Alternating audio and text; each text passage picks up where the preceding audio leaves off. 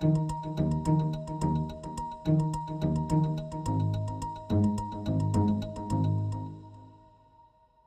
헌법 보면 대한민국 국민은 거주기준이 잘 되어 있습니다. 옆에서 뭐 그냥 한테 치우쳐. 이 회사는 여러분이 주인이라 해놓고 진짜야만 하는 건 아니고 주인은 물론 아시고 열심히 일하는 뜻이야. 계열을 통해서 자기 삶을 바꾸는 거. 사회를 더 나은 사회로 만드는 게 직접적 결혼이라는 게 대단히 적었다는 거예요.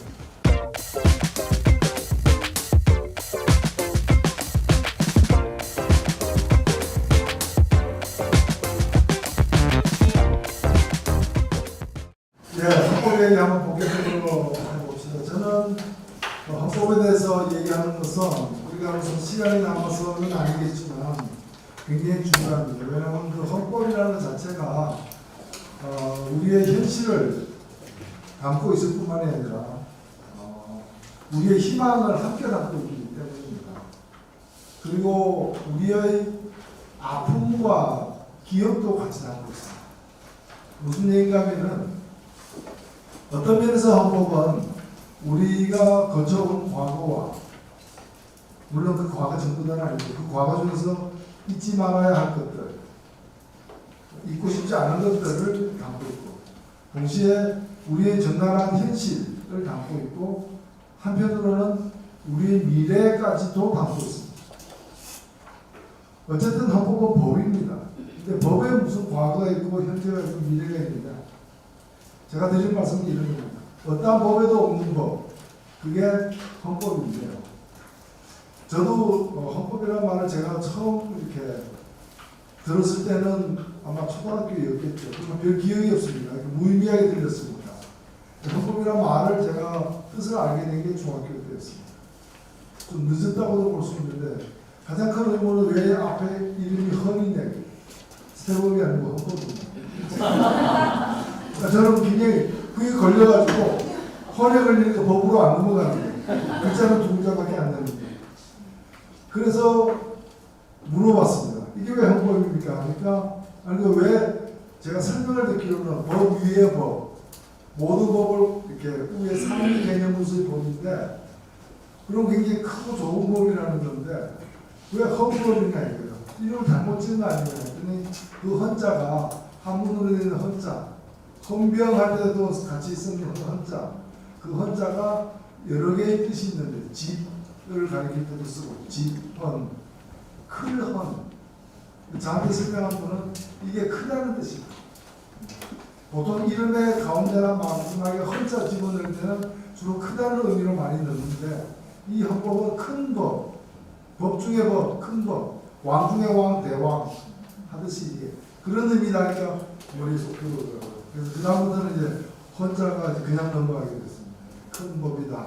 그런데 이 법은 우리나라의 헌법을 보면 잘 알수있습니다. 모든 나라가 헌법이 동일하지 않습니다. 전문이 있는 나라가 있고 없는 나라가 있고 전문이 짧은 나라가 있고 긴 나라가 있는데 뭐 그런 게 지금 우리가 뭐 헌법학을 공부하려는 건 아닙니다.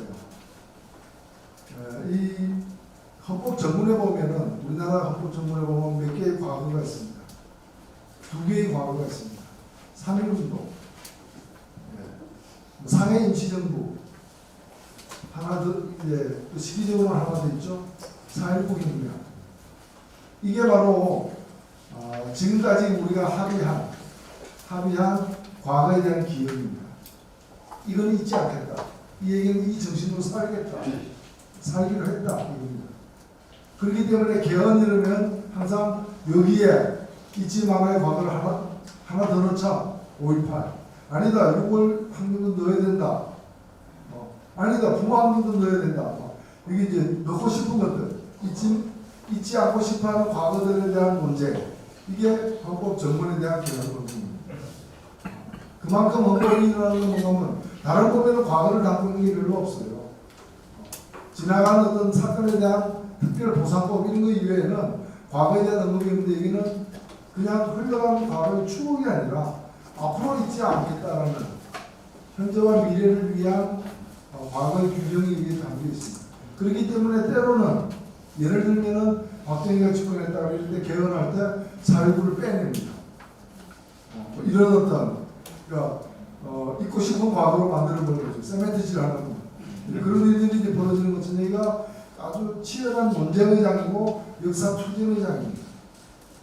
그리고 당대 승리한 세력들의 세계관이 여기 역사관이 여기 반영될 수밖에 없는 그런 의미에서는 굉장히 이런 뭐랄까요 이 화양연기가 이제 무시 풍기는 전쟁의 장이기도 그 다음에 현재라는 건 뭐냐? 당연히 법은 현재를 규정하는 겁니다. 근데 이 특히나 헌법에 보면은 이 교통법 같은 게 딱 있어요. 교통규칙 같은 거. 그게 바로 주로 권력구조입니다. 우리가 살아가는 이 대한민국은 모든 권력을 갖다 누구에게 위임하고 또 어떻게 위임하고 누구는 누구를 어떻게 견제하고 마치 여기서는 좌회전이 되고 여기서는 우회전이 안 되고 이런 모든 현재의 교통법규와 같은 것 그래서 모든 재판은 법원에서 하게 하고 그래서 법관의 이 신분은 누구도 해칠 수 없게 법으로만 보장하고 대법관은 대법원장이 제청하고 이런 질서 현재 움직이는 그 질서와 질서에 관한 원리를 담고 있는 것 이게 바로 권력구조입니다. 주로 있는 사건분리과 연관되어 가지고 국회, 대통령, 법원 이거는 제가 헌법에 넣은 순서입니다. 국민이 뽑은 자들을 맨 앞에 그 민의를 대변하는 것. 대통령은 국민을 뽑기도 했지만 집행을 담당하기 위한 두 번째. 그 다음에 이 앞에 양장을 견제하는 법원. 그 다음에 몇 개의 독립기구들, 감사원 이렇게 나와 있는. 이게 뭔가 현재입니다. 그럼 미래는 뭐냐? 헌법에 담겨 있다는 미래는 뭐냐? 미래는 사실은 현재인데 현재 잘 안 이루어지니까 미래에는 이루어졌으면 좋겠다는 것까지 포괄하고 있는 거예요. 근데 이게 법이라고 만들어놨는데 현재 적용이 안 되는 거예요. 그리고 적용이 안 되면 처벌을 해야 되는데 처벌도 안 해. 예를 들면 헌법에 인간은 행복한 생활을 할 권리가 있다. 우리나라 헌법에는 모든 국민은 행복한 생활을 할 권리가 있다. 근데 내가 지금 행복하지 않거든. 법은 인간인데 이거 위법 사고가 아니냐. 이런 거 쓸데없는 거 지키지도 않은 걸 왜 만드냐면 이때에 대한 변명이 뭔가면 그거는 훈시조항이다. 가급적 그렇게 하라는 조항이지 안 하면 처벌하겠다는 조항은 아니다라고 이건 제가 보는 변명인데 사실은 이 부분은 뭐냐면 현실과 미래의 경계에 있는 거예요. 어떤 거는 현실로서 강하게 이렇게 지켜지는 면이 있고 어떤 것은 이렇게 그냥 우리가 저런 미래를 우리는 함께 바란다라는 저 미래는 개인의 희망이 아니라 우리 모두가 합의한 우리 공동체의 미래다. 그래서 당장 실현 안 되더라도 언젠가 실현될 수 있는 가능성이 있는 미래다. 라고 서로를 위로하고 격려하는 그런 의미에서 주로 기본권 조항들이 그렇습니다. 그래서 이 헌법이라는 것은 어찌 보면은 날는 딱딱한 것도 아니에요. 그리고 우리 전부 다의 개인에 관련된 것이라기보다 우리 전부 다에 관련된 그런 거예요. 근데 이 헌법에 대한 이미지는 제가 지금 말씀대로 그런 이미지를 갖고 있는 사람은 대한민국 국민들이 별로 없어요. 좀 다른 이미지를 많이들 갖고 있습니다. 그렇기 때문에 개헌 문제가 나올까 오늘 주로 우리가 얘기하는 개헌 문제가 개헌이라는 걸 말 그대로 보면 헌법을 고치는 거. 그러니까 어떤 걸 어떻게 고칠까에 대해서 다양한 견해가 있을 수밖에 없는 이걸 가리키는 게 아니고 개헌 헌법에 관련된 기존의 이미지가 있어요. 그 이미지는 어디서 생겼는가? 바로 대한민국에서 살아오면서 지난 70년간 살아오면서 대한민국에서 겪었던 많은 일들 특히 헌법과 관련해서 겪었던 일들이 헌법에 대한 이미지로 형상화되어 있는 겁니다. 이걸 우리가 정확하게 좀 알 필요가 있습니다. 알아야 이걸 극복할 수 있습니다. 근데 헌법에 관한 이미지는 어떻게 생겼는가? 개헌, 헌법을 고치는 일 때문에 생겼습니다. 그러니까 언제 몇 번 개헌했는가? 9번 개헌했습니다. 몇 번 성인 수술했냐? 9번 했냐? 어땠느냐? 대체로 결과가 안 좋아. 몇 번은 괜찮았다. 끔찍한 거죠. 그게 이제 단순한 성인 수술이 9번 됐던 게 아니라 그걸 통해 가지고 그 청춘이 어떻게 살아왔는가 하는 역사가 거기에 담겨 있는 겁니다. 우리나라 개헌은 9번 했습니다. 이제 하게 되면 10번째 개헌입니다. 그래서 10번째 개헌을 잘 하기 위해서는 9번의 그 개헌이 어떻게 이루어졌고 어떤 문제가 있었는가를 정확하게 알려야 됩니다. 사실 그 9번의 개헌으로 어떤 개헌이 바뀌느냐는 두 번째로 중요합니다.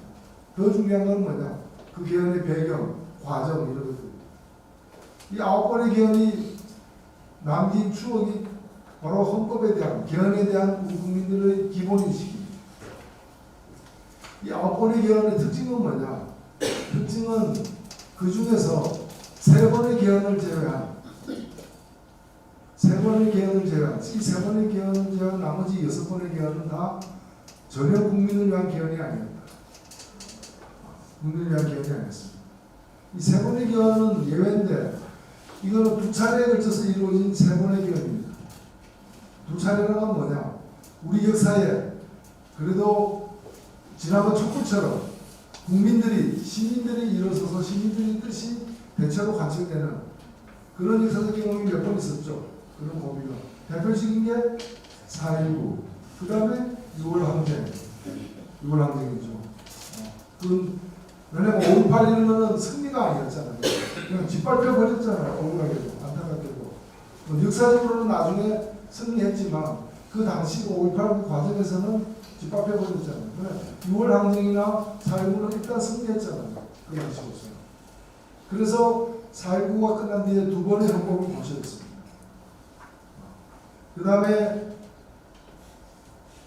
6월 항쟁이 끝난 뒤에 한 번 고쳐졌습니다. 이게 3번입니다.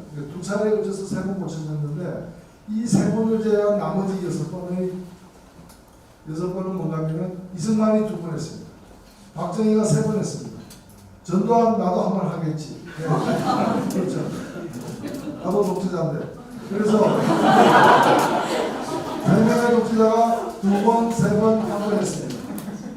참으로 재미있는 것은 이 독재자가 한 개헌은 그때마다 사정이 달랐기 때문에 내용도 달랐지만 공통점이 있습니다.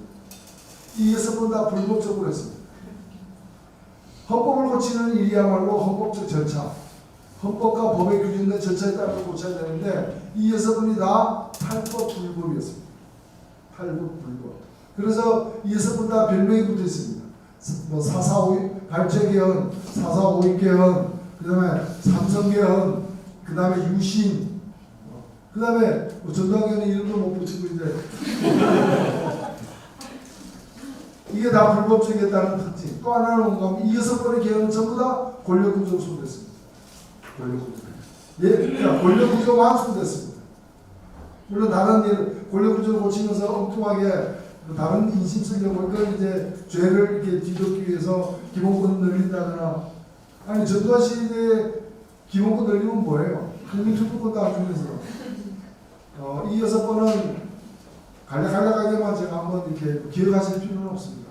이승만이 2번을 어떻게 고쳤는가?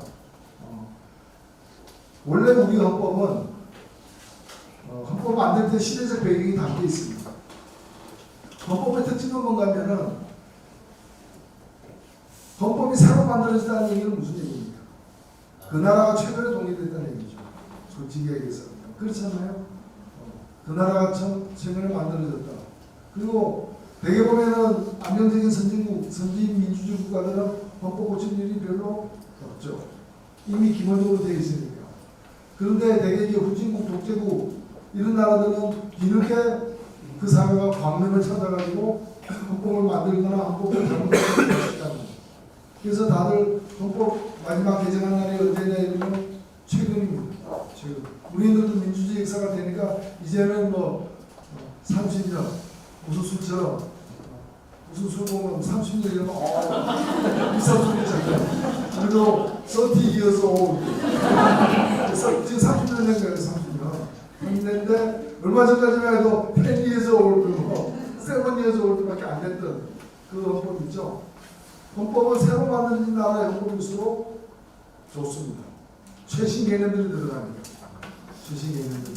그러니까 예를 들어 기본권에 관련된 과거에 없는 생명권이다 뭐다 뭐 이런 것들, 망명권 허용한다 이런 것들이 옛날에 만들어져서 100년 동안 한 번도 안 고친 그런 민주주의 국가에는 없습니다.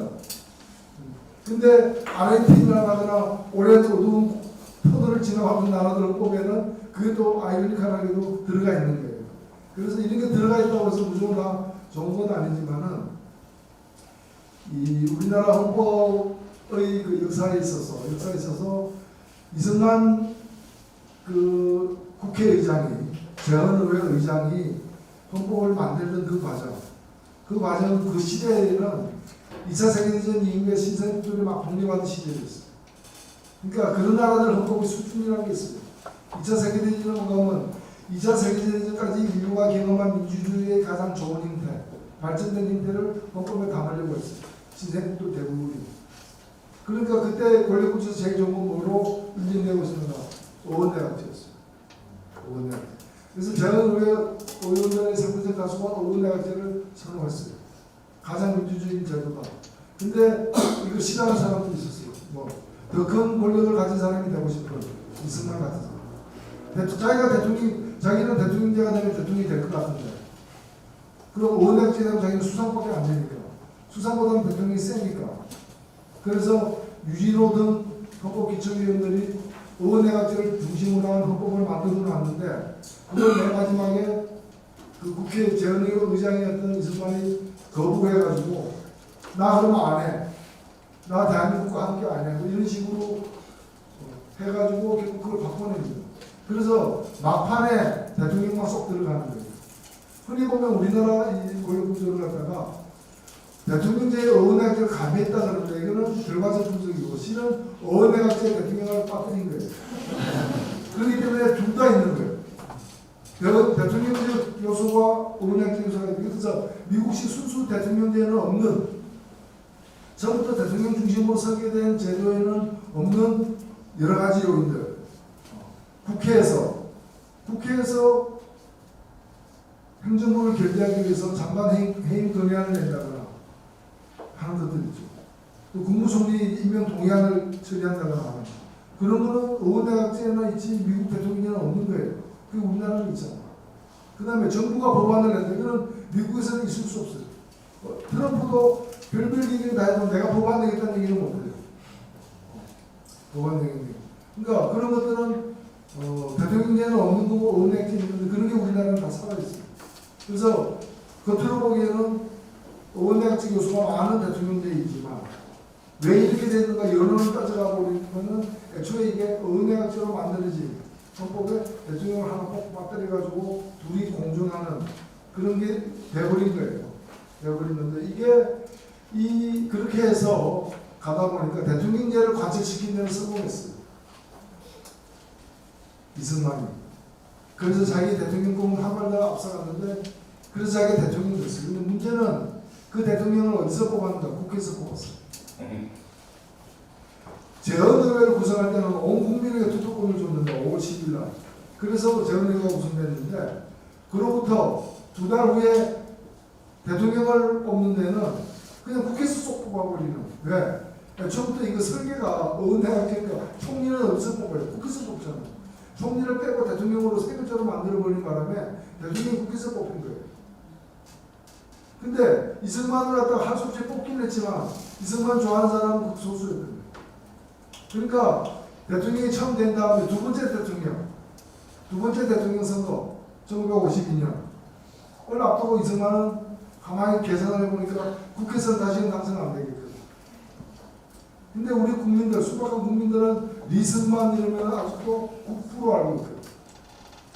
나를 국부로 이기는 사람들이 나를 뽑게 하겠다. 그러면 어떻게 돼? 대통령 뽑는 걸 갖다가 국회에서 뽑는 게 아니라 국민이 뽑도록 만들어야 되겠죠. 이 음흉한 생각을 국회의원들은 다 아는 거예요. 그러니까 국회에서 이 개헌을 겉으로 보면 직선제라면 좋은 일이지만 당시로서는 불순한 배경으로 나온 이 직선제를 막으려고 했고 이걸 갖다가 뭐 여러 가지 폭력 조직들 요즘에 무슨 어버이연합 이런 거보다 훨씬 센 사람들 딱벌때 서부 청년단 뭐 이런 온갖 이제 폭력 집단들 동원해가지고 위협하는 속에서 피난 수도였던 부산에서 이 헌법을 개정해버리는 유력으로 개정해버리는 그래서 자기 권력구조 자기가 대통령 한번 더 하게 만드는 걸 한 겁니다. 그게 52년에 한 그 개정 1차 개헌이에요. 두 번째 이승만이 두 번 했다 그러는데 그 두 번째 개헌은 뭐냐? 그리고 다시 4년이 지나니까 이번에는 어떤 벽에 걸리는가 하면 두 번 했으면 어쨌든 그만둬야 되는 거예요. 중임까지만 허용하는 겁니다. 세번은 왜 못하냐? 세번은 왜 못하냐? 내 눈이 떠 있는데. 그래서 세 번 하는 게 가능한 걸로 법을 고치고 세 번 하는 걸로. 그게 4.4.5 그때는 투표를 했는데 결국에 통과가 안 됐어요. 근데 그걸 이제 억지로 해석해가지고 억지로 해석해서 예를 들면은 사람을 수로 나눠가지고 사람 나눌 때는 0.1이라도 남으면 1로 치잖아요. 2.1이면 3명이잖아. 우리 그렇게 계산하잖아요. 근데 2.1인데 이거는 그 과반수가 안 되니까 4.4.5에서 안 된다 해가지고 2.1은 2다. 이런 식으로 엉터리 계산해가 집계 투표는 다 정상적으로 했는데 집계에서 이게 3분의 1을 통과했는가 그걸 하는 과정에서 엉터리 수하고 산수를 적용해가지고 통과된 것으로 만들어버린 거죠. 그러니까 이게 불법이라는 거죠. 역사적 사건입니다. 이게 이승만이가 했던 두 번인데 두 번 다 자기 권력을 연장하거나 자기가 권력을 갖게 만들기 위해서 하는 거죠. 박정희도 마찬가지예요. 박정희가 3번 했다고 하지만은 박정희는 3번 했는데 한 번은 불법 쿠데타로 해가지고 62년도에 개헌을 하고 그 개헌은 뭐냐? 어내각제로 4.19 때 바꿔놨기 때문에 그걸 다시 자기가 대통령이 되기 위한 저는 이 사회가 안정되는 국으로 다시 돌아가겠습니다.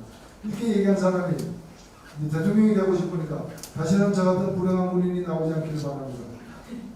그럼 나부터 불행한 군인이 되지 않겠습니다. 이렇게 얘기되는데 자기는 일단 대통령이 되고 그래서 군인으로서 불행하다는 그래서 자기가 대통령에서 꼭 한 거죠. 그리고 두 번째 개헌은 뭡니까? 69년도에 삼선 개헌. 그때도 자기가 두 번으로 대통령 두 번만 하는 거라고 헌법을 만들어 놓고 그걸 다시 3번도 할 수 있다. 그 한 게 삼선 개헌입니다. 그 다음에 72년도는 드디어 유신. 왜 내가 대통령이 되기 위해서 국민들에게 업종해야 되는가? 국민이 대통령 안 뽑으면 안 되는가? 의원대학제를 대통령 직선으로 바꾼 게 자기인데 다시 이제 국민들이 자기를 싫어하니까 다시는 국민이 대통령 뽑는 일을 없도록 하겠다. 그래가지고 내가 뽑은 한 1000명 되는 통일주체 국민의 대의원들이 나를 대통령 뽑게 만들겠다. 그리고 국회 너무 힘들다. 국회의원의 3분의 1은 대통령이 임명하겠다. 유정회, 유신국회입니다. 그리고 법관, 그게 법관이 제대로 재판을 해야 나라가 서는 거 아닙니까? 맞는 얘기입니다. 그래서 대통령이 모든 법관을 임명하겠다. 그 바꾼 게 박정희입니다. 지방자치제를 왜 하냐? 없앴습니다. 뭐 이런 식으로 해가지고 이게 그 안면서본 유신입니다. 그 다음에 전두환. 전두환 보니까 사실은 전두환은 헌법을 고칠 이유가 없었어요. 제가 볼 때는 왜? 유신을 보면 너무 독재자라고 독재자가 쓰기에 안성맞춤이라 불편함이 별로 없어. 보수할 것도 없어. 근데 전두환 사람이 욕심이 공명심이 있는 사람이에요. 그러니까 노태우는 헌법 안 바꿨잖아요. 공명심 좀 덜하네. 근데 이 사람은 자기도 그래도 독재 역사에 한 줄은 남아있는 거예요. 같이 보면 연구를 해보니까 고칠 게 없어. 그 어떻게 했느냐? 아무 쳐도 되는 거 하나 고쳤어요. 뭘 고치는가? 다 그대로 두고 6년으로 되는 임기를 7년으로 고쳤어요. 근데 유신헌법의 특징이 6년만 하는 6년이 아니에요. 6년씩 계산하는 영구 집권이에요. 그래서 한번 6년 한 사람은 계속 할 수 있어요. 건강만 된다면. 왜냐하면 대통령 뽑는 기관을 자기 그 15,000명이 모여서 뽑고 통일주체는 더 적었기 때문에 그건데 자기 마음대로 할 수 있기 때문에 6년으로 됐지만 더 할 수 있는데 그러니까 여러 걸음 넣을 수 있는데 이 사람은 대자부터 자꾸 시키고 싶은 우리 전두환은 이걸 7년으로 바꿨어요. 그리고 위대한 헌법 개정을 했다. 그래서 그게 이제 8차기예요. 그럼 이제까지 개헌 중에서 4.19 때 두 번 했다 그러지만 그 두 번은 뭔가요? 다시는 이승만 같은 사람이 나오면 안 된다. 이 뜻은 좋았는데 다시는 이승만 대통령 같은 사람이 나오면 안 된다. 이렇게 이해되고 그 다음에 이게 좀 더 시간이 지나니까 다시는 대통령이 나오면 안 된다. 이렇게 되면서 대통령제를 없애는 의원내각제로 돌아가는 또 애초에 우리 헌법이 출발이 의원내각제였습니다. 그걸 만들어낸 게 3차 헌법 개헌이었습니다. 4.19 이후에 한 첫 번째 개헌이고 또 이어서 한 거는 사실은 3.15 부역자들 요즘에 적폐청산 아니 적폐청산하니까 어떤 사람이 뭐 복수다. 근데 우리는 복수다 하면 좀 다른 걸 생각하고 의사 출신들은 복수다 하면 배에 뭉쳐야 돼. 우리 또 알아야 돼. 복수를 빼내야 되잖아. 청산해야 되잖아. 내가 적폐청산 보고 적폐청산이 복수가 아니고 적폐가 복수죠. 배에 있는 물이니까 빼내야 되는데 여하튼 그래서 그때는 적폐가 뭐니까 3.15 부정선거 이승만 이걸 갖다가 청산해야 된다. 근데 알아보니까 공소시효가 지났다더라. 많은 것이. 그럼 공소시효가 지났다고 해서 이걸 청산 못하고 가면 우리는 어떻게 되겠냐. 친일도 청산 못해가지고 이 모양이 꼴이 됐는데 그러면 알아보니까 헌법을 바꾸면 된다더라. 그래서 3.15 부정선거 관련자들의 공소시효를 없애기 위해서 헌법을 고쳤습니다. 그 원포인트 개헌을 했습니다. 충분히 이거야말로 헌법을 고쳐서라도 적폐청산하겠다는 의지의 표현이었고 이게 네 번째 개헌이었습니다. 이 두 번의 개헌은 그래서 역사적으로 정당성을 받는 이 평가받는데 더 훌륭한 것은 이런 개헌이 둘 다 우격다짐으로 하지 않았다. 모든 절차 다 거쳤다. 그러니까 앞에 제가 말씀드린 치욕스러운 6번의 개헌에 비해서 이거는 순수하게 합법적으로 이루어졌다. 그 다음에 가장 마지막에 했던 구차개헌. 구차개헌이 바로 87년 했습니다. 구차개헌의 특징은 여러 가지가 있습니다. 구차개헌도 성공계 여러 개 있지만 핵심은 뭡니까? 대통령을 대통령 국민선거로 뽑겠다라는 겁니다. 이렇게 민주주의가 원점으로 다시 이렇게 회복이 되는 순간이었습니다. 사실 유럽을 한 내내 길거리에서 가장 많이 들렸던 것은 직선제 개헌 정치였습니다. 영구집권을 뭐 타도하고 직선 개헌 쟁취하자. 그거였습니다. 국민적 합의였습니다. 당연히 정치권, 특히 함께 싸웠던 정치권, 야당들의 합의였습니다. 이견이 없었습니다. 이견이 있다면 뭐냐? 5년으로 할까? 4년으로 할까? 혹은 6년으로 할까? 또 하나는 뭔가면 한 번만 하게 할까? 두 번까지 가능하게 할까? 그래서 여러 가지 당시의 정치적 역학이 반영돼가지고 한 번 하자. 두 번 하는 게 정상이나 지금 할 사람 많다. 한 번씩 하자. 한 번만 하자. 한 번만 하자. 그 대신 4년을 한 번 하면 좀 너무 그러지 않느냐. 5년으로 한 번 하자. 그래서 나름대로는 한국인이 아니 쉽게 합의가 됐습니다. 이 합의가 잘못되면 이거 가지고 또 엄청 싸울 수 있지만 전두환 노태우가 살아있으니까 또 그들이 바뀌면 출마할 수 있기 때문에 이 갈등은 빨리 해소됐습니다. 빨리 해소되고 시간이 지나면 왜냐하면 그때까지는 대통령은 전두환이었습니다. 항복한 전두환이었습니다. 그렇잖아요. 꺼진 불도 다시 보죠. 항복을 했지만 저게 죽은 게 아니니까 언제 다시 또 팽포를 불지 모르니까 이 열기가 식기 전에 선거하자. 그럼 해를 넘기지 말자. 해를 넘기지 않으면 12월 달에 해야 된다.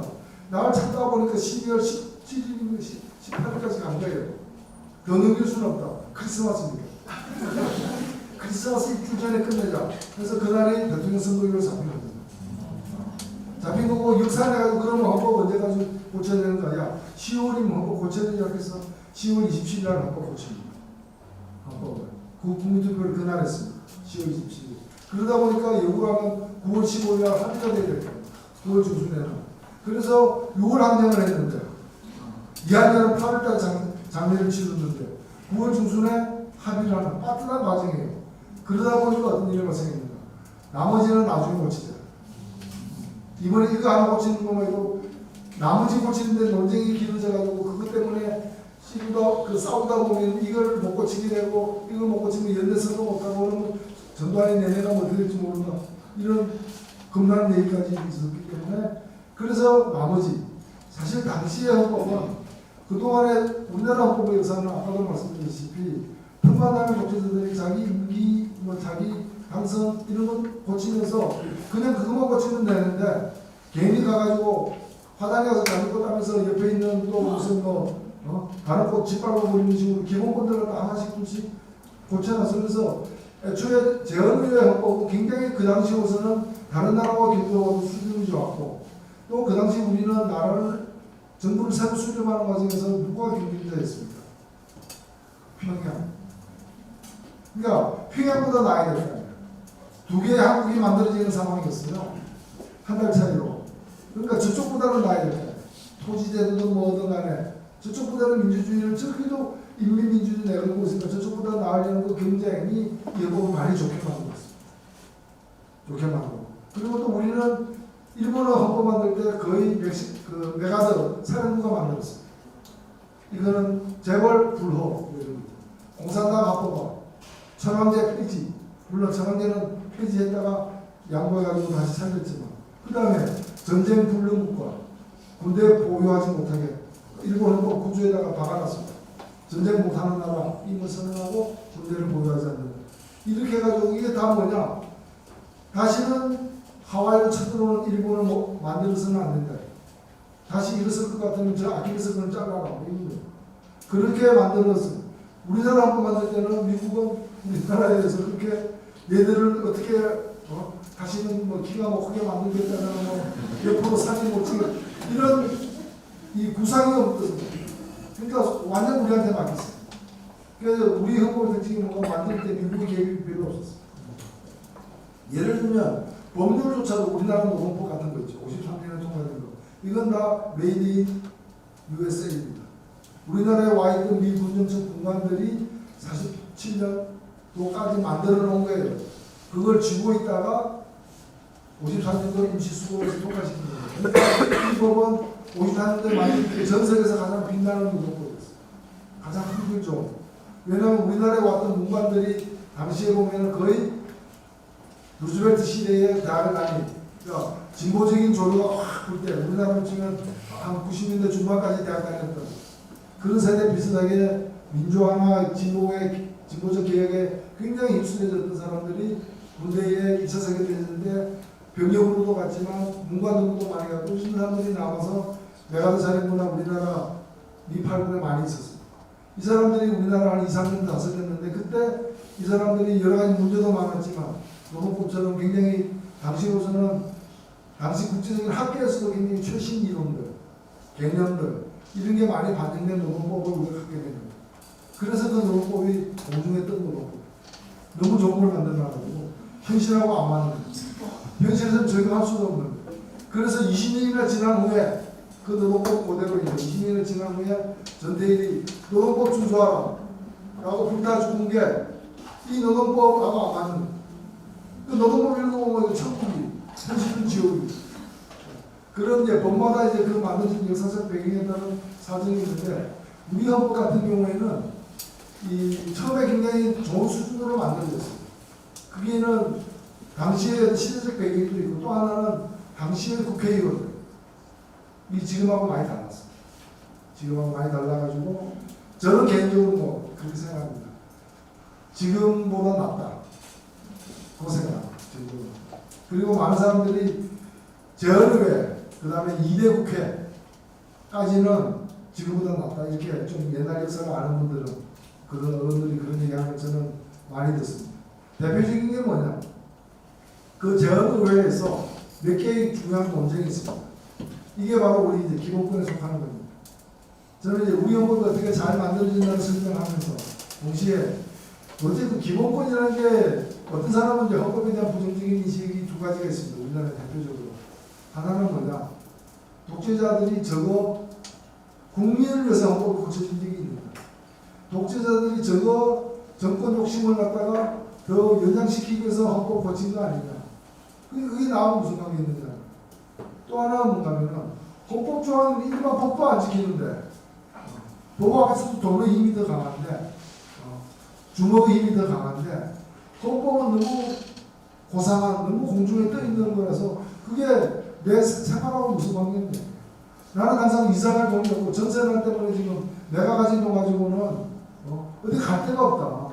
근데 헌법 보면은 대한민국 국민은 거주 유전이 자유가 있습니다. 옆에서 누가 그냥 한테 치우쳐. 거주 유전이 자유가 있어.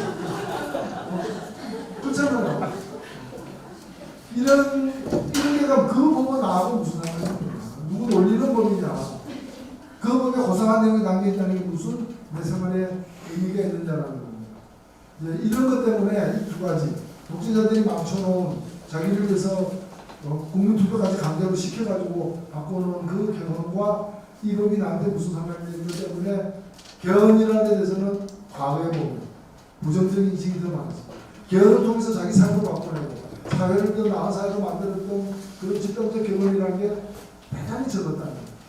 대단히 적었거든요. 그런 상황인데 제가 지금 드는 예는 그거는 우리 경험인 건 사실이지만 나쁜 경험에 의한 나쁜 결론에 도달하는 것이지 그것이 진리는 아니다라는 거예요. 그래서 헌법이 어떤 기능을 할 수 있는가에 대한 어떤 우리의 상상력을 돕는 일환을 내가 몇 가지만 말씀을 드렸습니다. 이 헌법을 제헌의회에서 만들 때 논쟁이 큰 논쟁이 몇 개가 있었습니다. 근데 그 논쟁을 보면 참 부러운 논쟁이에요. 그때 가장 큰 논쟁 중에 하나가 교육에 관련된 논쟁이었어요. 교육 중에서도 뭐냐면은 의무교육을 어디까지 할 거냐. 그러니까 의무교육 안 했을 때는 제가 지금 드린 말씀은 1948년 6월 7일 일이에요. 6월 7일 달. 그러니까 우리나라 헌법이 언제 제정됐죠? 48년, 지금 48년 일인데 헌법이 제정된 거는 이런 질문은 중요하지 않지만 헌법 부칙에 보면은 몇월 며칠 헌법을 제정하고 이런 말이 나왔습니다. 그게 적혀있는 날은 7월 10일이 아니고 그 5일 전 7월 12일 날 제정됐고 이거는 이제 저는 이런 걸 묻는 시험 문제를 굉장히 싫어하는 사람입니다.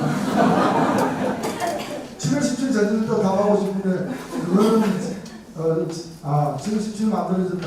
7월 12일 날 제정되었고 5일 후에 공표됨으로써 효력은 5일 후부터 갖는.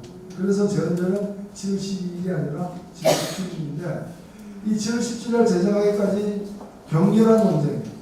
그 논쟁이 소기록으로 남아있는데 백과사전 사이즈의 책으로 약 20권 정도 돼요. 남아있습니다. 그 시간이 많으신 분들은 굉장히 재밌습니다. 그러니까 백기 위해서 나라를 하나 만드는 거예요. 이 나라는 어떤 나라인가?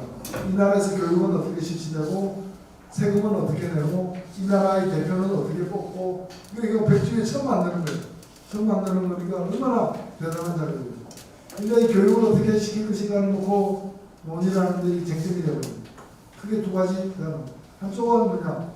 아니 지금 천하를 봐라. 2차 세계대전 이후에 우리처럼 이 신생국으로 나선 나라들 전부 다 중등교육. 이 중등교육이라고 하면 고등학교까지는 얘기합니다. 중등교육은 다 의무교육 무상으로 되어 있고 한쪽이 말이야 좋지. 근데 우리 지금 경제 형편을 봐라. 그게 가능하냐? 그러니까 초등까지만 하자. 이게 세게 논쟁이 붙습니다. 그러니까 소위 좀 범보수는 다 초등이고 범진보는 다 중등이었습니다. 이게 세게 붙었는데 근데 이게 비등비등했던 그렇게 현격하게 차이 안 났어요. 지금 아마 이 논쟁을 지금 사람들은 그때 가서 했다면 저는 이렇게 비등비등하지 않았을 거라고 봅니다. 근데 마지막에 어떻게 된다? 이긴 쪽은 이제 다수가 이기니까. 다수가 이기되 워낙에 그 반대 쪽도 세니까 약간 양보를 해가지고 글자 3개가 들어갔습니다. 적어도 초등학교. 처음에는 초등학교까지 얘기는 적어도 최소한 초등학교니까 경우에 따라서 늘리는 게 가능하다는 암시를 주는 적어도란 부사가 하나 들어갔는데 그 부사가 지금도 살아있습니다. 지금도 우리 헌법 30조니까 31조니까 교육조항 보면 제2항에 적어도 초등학교까지 이 의무교육을 하더라도 사망에 가서 대한민국의 의무교육은 무상교육이다. 이게 초등학교가 되냐 중학교가 중등학교가 되냐에 따라서 우리 아이들을 가르치는 게 달라지는 거예요. 사실은 국가 전략이 들어가 있는데 왜 그렇게 했느냐. 그렇게 한 사람들은 그 당시 주장을 보면 희한한 논리를 냅니다. 우리는 문화민족이다. 그리고 우리는 교육이 엄청 높은 나라예요. 그래서 이 정도 해도 부모들이 그 일을 다 알아서 한다. 실제로 그게 그 속기록에 나오는 얘기입니다. 그리고 이게 굉장한 현실입니다. 우리의 모든 것을, 많은 것을 이게 결정했습니다. 그러니까 아니 중등학교는 부모가 알아서 한다니까 열리 때문에. 그러니까 대학교는 어떻게 했겠습니까? 대학교는 더더욱 정부가 하면 안 되는 일이었습니다. 오늘날 우리가 전 세계에서 유례를 찾아볼 수 없을 만큼 대학교 중에서 사립대학교 비율이 80%, 국공립이 20%밖에 안 되는 나라입니다. 다른 나라는 거의 대부분이 정상적인 나라들은 국공립이 80%, 사립이 그냥 20%인데 우리가 거꾸로 있습니다. 그러니까 오늘은 이 입시 지옥 들어가거나 대학 교육을 부실하거나 대학교를 바로잡으려고 대학교육 개혁을 하려고 하는데, 고등교육 개혁을 하려고 그러는데 이게 사립이 너무 많으니까 안 되는 거예요. 과거에 기억나죠? 10년 더 됐지만 사학법 개정하는데 얼마나 힘들었습니까? 별 난리를 다 치지 않았습니까? 그럼 사학들이 왜 그렇게 힘이 셌느냐? 정부가 포기한 고등교육을 갖다가 맡았으니까, 대학교육을 맡았으니까, 그러면 진짜 미국에 있는 사립은 다 지정으로 하잖아. 여기는 사립을 하면서도 헐만하면 돈 내. 우리 학교 짓는데 땅 내. 없으면 헐값으로 줘. 이런 식으로 해가지고 공공의 재산에 기생해가지고 이걸 키우면서, 그러다 보니까 처음에 대학 가고 그다음에 고등학교, 중학교, 유치원까지 한 세트로다가 만들어가지고 그 싹 재버리는 거 아니에요. 근데 이 발달이 되는 경우가 애초에 이 헌법논쟁에서부터 연관되어 있다고 저는 생각합니다. 이거는 국민이 하는 거야. 라고 하는 게 제일 세게 국민에게 넘긴 게 대학, 그 다음에 중등학교. 그렇습니다. 그래서 이 나라가 정상적으로 바뀌는 과정에서 어떻게 시작했는가? 저는 중학교 시험 마지막 세대입니다. 중학교도 시험 쳐서 들어갔어요. 중학교 들어가보니까 동네 형이 우리 반에 갔어요. 알고 보니까 그 형은 삼수를 했어요. 중학교 1학년 때부터 같은 반 학생들 말을 계속 못했는 거예요. 그런 경험이 있었는데, 그때 막 그 정도 과거라는 뜻입니다. 그때 우리 친구들 중에 한 3분의 1은 다니는 중학교가 사립이었어요. 그 학교도 지금 있느냐? 없습니다. 어떻게 했느냐? 정부가 사서 없애거나 사서 공립으로 바꿨어요. 그래서 그 사학들을 갖다가 전부 다 정리하고 없애는 과정이 수십 년에 걸친 과정이었어요. 그러다가 어느 순간부터 없어진 사학을 갖다가 이상한 형태로 고급 학교로 자꾸 만들어가지고 특목고니 뭐니 이렇게 만들어진 게 또 최근의 어떤 과정이었는데, 그 전까지는 거기서 지금 중학교에는 특목고류 말고는 특수학교 말고는 옛날식 사립학교는 거의 없어졌습니다. 잘하거든요. 뒤늦게. 근데 문제는 대학은 그렇게 사들이기에는 사들여야 됩니다. 사들여야 되는데 그렇게 사들이기에는 불가능할 정도로 덩치가 커버립니다. 제가 이 예를 든 거는 뭔가 하면, 제 어느 때 이 논쟁을 한, 이게 우리 지금 헌법에 보면 나와 있는 우리 국민은 이렇게 됐어요. 우리 국민은 중고학교, 적어도 중고학교까지 의무교육을 한다. 의무교육을 제공한다 이렇게 있는데, 그 부분이 그렇게 무의미한 얘기가 아니라 이게는 수많은 어떤 논쟁과 어떤 싸움의 결과가 아니겠다. 이런 유사한 게 뭔가 하면은 지금은 헌정없이 사라진 게 있습니다. 재헌헌법에는 있었습니다. 언제 사라졌느냐? 이게 박정희 때, 그러니까 3차, 4차 개헌 때, 박정희가 무대타를 끼고 개헌할 때 이걸 끝내야지 없애버렸는데, 그때 뭐 이것만 없앤 건 아니겠습니다만, 없애고 새롭게 넣은 게 몇 가지가 있는데, 이익잉여금 같은 겁니다. 잉여금. 이게 뭔가 하면은, 재헌헌법을 만드는데 큰 논쟁 중에 하나가 뭔가 하면은, 돈 벌면은 자기 종업원들에게 월급 많이 주잖아요. 특별 상금을 줄 수도 있고, 성과급 줄 수도 있고, 또 세금을 또 많이 내게도 되잖아요. 이거 다 분배잖아요. 근데 진짜 많이 벌었다면 이거 이외의 분배도 해라. 그럼 이익잉여금을 내라가 딴 회사 노동자들도 주는 거예요. 이거는 굉장히 획기적인 겁니다. 굉장히 획기적이에요. 당시로서. 지금도 뭐 이거 하자면 공산주의 하자는 말이에요. 단계를 왜 이렇게 말하는 거죠. 그리고 또 다소 실험적인 겁니다. 지금 이 유사한 제도를 갖다가 그나마 국가적으로 시행해본 나라는 스웨덴 정도입니다. 스웨덴이 이런 걸 공약을 내걸었다가 수십 년 가장 많이 60년 이상 집권했던 스웨덴 산인당이 선거에서 지기도 했어요. 그러나 그 뒤에 다시 자기들 집권해서 이걸 실시하기도 했던 건데, 이제 이것을 집어넣자. 노동계의 주장은 두 개였습니다. 이것도 집어넣고 이익잉여금도 집어넣고 또 하나는 뭐냐? 노동자 경영 참가를 집어넣었어요. 독일 모델 노동자 경영 참가. 그래서 노동자는 이 회사는 뭐 여러분이 주인입니다 이래놓고 진짜야 그건 아니고 주인은 물론 아직 열심히 일하는 뜻이야. 옛날에 저는 이런 얘기 많이 들었습니다. 근데 그게 아니라 진짜 뭐 주인이 되겠다기보다는 책임 있는 구성원으로서 생산의 결과를 사장만 책임집니까? 생산 잘 안 되면 월급도 못 받거나 회사가 망하면 쫓겨난 사람은 사장만이 아니잖아요. 그러니까 생산하는 과정에 책임 있게 참여하겠다는 뜻에서 기업의 경영의 투명성도 높일 겸 노동의 경영 참가를 하자. 독일은 그게 법제화돼가지고 헌법은 아니지만 다 돼 있습니다. 그 유명한 사례죠.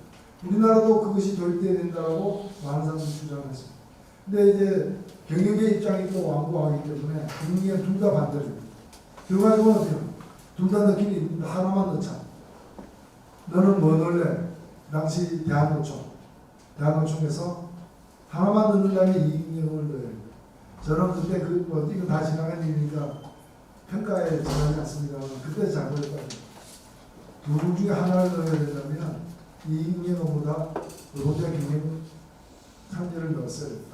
그런데 왜냐하면 이익잉여금 이거는 넣고 자세한 법률로 정한다 이랬는데 이게 실현되려면 법률이 있어야 될 거예요. 그 법률은 이 조항이 헌법에서 없어질 때까지 한 번도 그 법률이 만들어지지 않았다.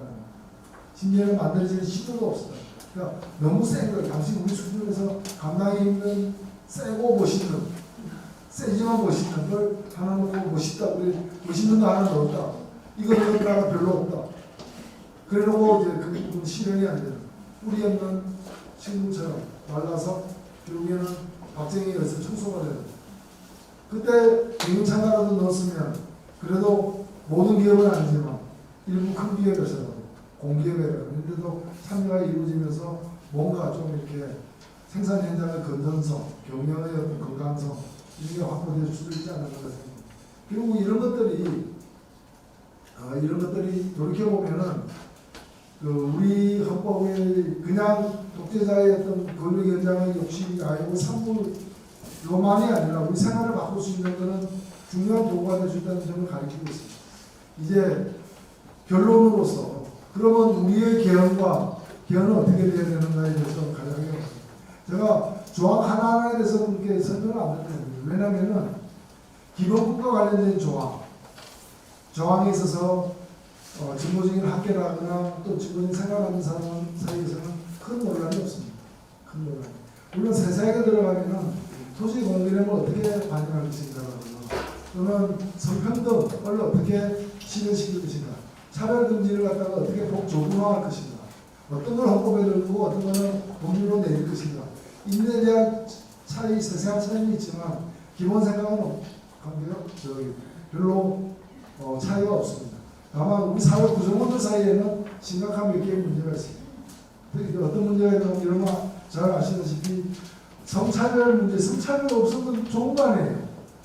근데 이 문제에 대해서 특정 교파를 중심으로 해가지고 굉장히 어떤 오도된 인식을 갖고 과도하게 경기를 저항하는. 그래서 이게 논쟁이 되면 다른 모든 헌법적 쟁점 사회도 그냥 이거 하나만 가지고 개헌하냐 마냐 가지고 되는 우려가 있고, 최근에 지방 토론회, 순회 토론회에서 그런 일이 벌어졌어요. 그걸 준비하고 있는 저도 국회 개헌특위 소속이니까 사람들이 안 오고 그냥 정부와 우리들끼리 있으면 이 욕들을 텐데, 지방 순회하는 이유는 국민들에게 관심과 참여를 도모하는 건데 이거 일반인들이 잘 안 올 것 같으니까 걱정을 했습니다. 근데 가보니까 가는데 이제 저한테 전화가 왔어요. 들어올 때 조심하세요. 버스가 500도가 있습니다. 무슨 500도야 과장하지 말라고. 그랬더니 아니야 다를까 주차장도 꽉 차있고 부산시청 어디서 동원을 한 거죠. 그래서 이 문제에 대해서 사회적 환경이 예민하게 되어 있습니다. 그리고 이거는 그 교파가 주장하는 얘기는 망명권 확대라거나 난민 같은 거 쉽게 받자 이런 거 전부 다 이슬람 국가 만들 거냐. 그러니까 굉장히 최근에 토끼뿐 개념과 반대적인 방향으로 이제 일각이지만 여론의 조선에는 그런 쟁점이 있는 것 제외하고는 대부분에 관해서는 이 기본권과 관련해 가지고는 우리가 이 시점에서 헌법이라는 게 한국어 지금 수만 년 가는 건 아니기 때문에 이 시점에서 사회적 합의의 면적을 넓히면서 또 지금보다는 좀 나은 가치, 나은 지향, 나은 공동체가 가능하도록 우리가 얘기했던 이게 나라냐라는 이 정도 돼야 이 정도 되면 그래도 나라지라고 좀 자신할 수 있는 그런 구성을 만드는 데는 디자인을 어떻게 할 것이냐. 예, 이게 사실은 관건입니다. 이게 하나의 대목이 있고요. 또 하나는 지방자치. 우리의 지방자치는 뭐 평가마다 다르긴 하겠지만 저 같은 경우에 보면 3분의 1 정도 완성된 자치입니다. 그러니까 집을 짓다가 한 3층짜리 집 지으려고 집 짓다가 그냥 1층만 짓고 나머지는 돈도 없고 시간이 없어서 그냥 놔두고 거기서 살고 있는 거예요. 이게 완성된 게 아닙니다. 그래서 이 지방자치가 물론 한 번에 제도 하나로서 완성에까지 이르기는 쉽지 않지만 다른 나라에서 수백 년에 걸쳐서 이렇게 형성되고 만들어졌던 지점을 생각한다면 그래서 이 지방자치를 지금보다 강화하는 그래서 지방자치 단체라고 되어 있는데 이번에 이걸 아예 지방자치 정부로까지 올릴 거냐. 그럼 정부로까지 올리려면은 최소한 정부라고 부를 수 있는 그 권한은 어디까지 확보해 줄 거냐. 직접 세금을 걷게 만들 거냐. 직접 징수할 수 있는 권한을 일자리 지금은 거둬가 주잖아요. 대부분은. 뭐 전부 다는 아니지만 대부분을 생각합니다. 그리고 그러다 보니까 어떤 경우에는 지금 저도 지금 그 지역 교육이면 제가 국비를 얼마큼 따오느냐가 제 선대표예요. 제가 지난주 금요일날 17억짜리 한번 따가지고 초등학교 다목적 회가 채권 하나 지금 17억. 그걸 국회의원 보고 따오라는 거예요. 국회의원이 그거 일을 해야 됩니다. 또 안 하면 또 곤란합니다. 근데 이런 거는 사실 개념으로 보자면은 교육이 이미 자치지 않습니까? 교육자치고 긴한 교육청이 있는데 교육청에서 자기 예산으로다가 이걸 따야 되는데 교육청이 돈이 없어. 그러니까 나라에서 돈 주면 주는 대로 받아가 교부고 받아가 쓰는 거니까. 그래서 이런 형식적으로는 그래 넌 독립했어. 결혼식 됐으니까 따로 살아. 이래놓고 김치, 쌀 다 왜 내가 알아서 줄 거야. 인사하고 저는 가져오면 많이 주면 안 하면 안 줄 거야. 아주 그러고 있는 거야. 지금. 그러고 있는 게 오늘의 현실이기 때문에 이 세금을 그러니까 돈이 있어야 되잖아요. 그 다음에 명이 있어야 돼요. 명이라는 게 뭐야? 법률이죠. 조례만 만들게 돼 있는데 법률적 효력을 가는 건 일체 못 만들게 돼 있어요. 다 뒤로 올려. 그걸 중앙정부를 국회에서 만든다고 하지만은 국회는 공장이고 이걸 사용하는 건 정부잖아요. 그러니까 정부 눈치를 봐야 되고 정부가 하자는 것만 할 수 있는 거예요. 그래서 이걸 내가 하고 싶은 건 하는 걸로 바꿔야 된다. 이게 미국만 하더라도 선거제도가 주마다 다 다르잖아요. 전자식으로 투표하는 주가 있는가 하면 종이에다 투표하는 나라가 있고 별마다 그 다음에 종이에다 펀치 찍어서 투표하는 나라가 있고 하는 주가 있고 다 다르잖아요. 우리는 그거 말이 안 되잖아요. 그건 국민이 다 같아야 돼. 근데 물론 그렇게 통일되어야 되는 그 지점도 있겠지만은 이 권한이 너무 안 돼 있는 거죠. 그래서 자치를 계기가 있을 때마다 획기적으로 자치를 수준을 높여나가는. 그래서 그 자치라는 건 결국 권한의 분산이 본질이고 권한의 분산이 제대로 잘 이루어질수록 많이 이루어질수록 더 많은 민주주의가 보장되는 것은 사실입니다. 그리고 그 마지막 습관은 누구한테로 국민으로 가기 때문입니다. 그래서 자치의 확대 강화가 굉장히 중요해요. 근데 이건 법률로 못 정하고 헌법에 정하지 않으면은 법률끼리 충돌을 갖다가 말릴 수가 없어요. 그래서 자치와 관련된 조항을 갖다가 이제 자치가 이제 새롭게 시작된 지도 20년 넘는 상황에서 이걸 강화하는 게 중요한 두 번째가 되고 세 번째 가장 골치 아픈 권력구조 문제가 남아있습니다. 권력구조가 남아있는데 아까도 말씀드렸다시피 이 권력구조 문제를 우리가 냉정하게 볼 필요가 있습니다. 몇 가지 시점에서 쟁점이 있습니다. 하나는 뭐냐면 어느 게 가장 좋은 권력구조냐. 저는 이 문제에 관한 답은 정해져 있다고 봅니다. 이 가지고 논쟁을 하는 것은 좀 아둔하다. 심하게 얘기하면 우리가 아주 출발할 때 의원대학교 출발한 것처럼 그래서 처음 출발했던 그 정신을 잊지 말자. 뭐 고향의 너를 지키자. 이게 아니라 그 당시에도 그렇고 지금도 그렇고 어원내가지가 가장 발달한 민주주의적인 그 권력 형태인 건 분명합니다. 문제는 그런 걸 할 준비가 되어 있느냐. 마음의 준비, 물질적 준비, 정당이라거나 이런 준비, 또 국민들의 경험에서 우러나온 어떤 선호도 이런 것들이 박자가 맞아야 되는 거예요. 박자가. 애가 그 옷을 입을 준비가 잘 안 됐는데 이 옷 요새 제일 유행한다더라. 이 옷이 백화점에서 제일 비싸다. 입어. 그 옷 입고 질질 먹는 거 어떡하죠? 이거 아침마다 벗어 던지려고 하면 어떡하죠? 방법이 없는 거예요. 방법이. 그래서 그런 지점에서 이제 볼 문제가 사실 있습니다. 자, 그래서 이게 일단은 뭐가 제일 좋으냐의 논쟁을 할 필요는 없고 정해져 있는 겁니다. 지금 우리에게 가장 맞는 게 뭐냐, 가능한 게 뭐냐, 그리고 또 그 제도를 선택함으로써 지금 우리가 겪고 있는 해당 중에 무엇들이 해결되고 없어지느냐. 흔히들 지금 그래서 나오는 어떤 선택지가 요즘 세 개가 있어요. 그런 세 개가 있는데 하나는 대통령 중심제, 4년 중임, 5년 단임으로 가자는 사람도 있지만 좀 적기 때문에 제가 이제 대통령제를 고수한다는 의미에서는 4년 중임. 그 다음에 뭐냐, 애초부터 가장 좋다고 얘기된 의원내각제, 순수내각제. 그 다음에 중간에 대통령도 국민이 뽑고 총리는 실세 총리로 해서 국회에서 뽑는 이걸 이원 집중제라고 부르는. 근데 이걸 이제 이 상품을 팔고 싶은 사람들이 붙인 브랜드가 있어요. 분권형 대통령이죠. 대통령은 있다. 근데 권한은 분산됐다. 둘 다 말은 맞는데 분권형 대통령은 누구나 사거든요. 제일 많이 팔리는 브랜드는 그냥 분권형 대통령이죠. 근데 과연 이게 가능하냐? 저는 이 세계 중에 저 개인 생각입니다. 정의당 생각은 아니고요. 정의당은 이런 문제에 대해서 기본적으로 의원회가 가장 낫지 않느냐는 생각은 적지 않은 사람의 생각이지만 지금 당장 이거 선택할 거냐에 대해서는 여러 가지 판단을 대해보자는 신중론도 많은 걸로 저는 받아들이고 있습니다. 받아들이고 있는데 근데 이 북한의 대통령제에 대해서는 이건 일종의 사기다 이잖아요. 사기에 가깝다. 왜냐하면은 분권형이란 말이 제왕적 대통령제에서 출발해서 대통령이 제왕적으로 불릴 만큼 권한을 많이 갖고 있기 때문에 그 분산한 결과가 분권형이라고 얘기한다면 4년 중인데도 분권형이 될 수 있다.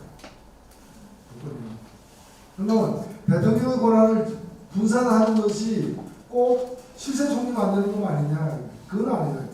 여러 가지가 있잖아요. 지금 대통령이 검찰총장이 임명하잖아요. 개헌 특위 같은 데서는 검찰총장 다른 나라처럼 대통령이 임명하지 못하게 해서 그런 얘기도 많아요.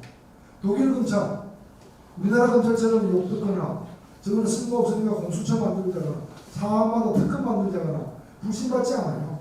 굉장히 신뢰받습니다. 제가 직접 물어봤어요. 우리나라에 온 독일 대사가 독일 검찰 출신이에요. 그 사람 얘기가 독일에서는 한국 검찰처럼 그렇게 검찰이 말하면 무조건 불신하는 상황이 없습니다. 제가 그래서 진짜입니까? 진짜다 이거는 진짜 한 번도 그런 적 있긴 있다 이거야. 그래서 어떤 일입니까? 2차 세계대전 끝나고 그런 일이 두 번이나 있었다. 그러니까 50년에 두 번 있는 그러니까 검찰이 얘기하면 믿는 이유가 뭐냐? 검찰이 얘기했기 때문에 그만큼 신뢰를 받고 있는 그 검찰총장 독일에 있습니다. 누가 임명합니까? 메르켈 임명 못합니다. 대통령이 손도 못 대게 돼 있어요.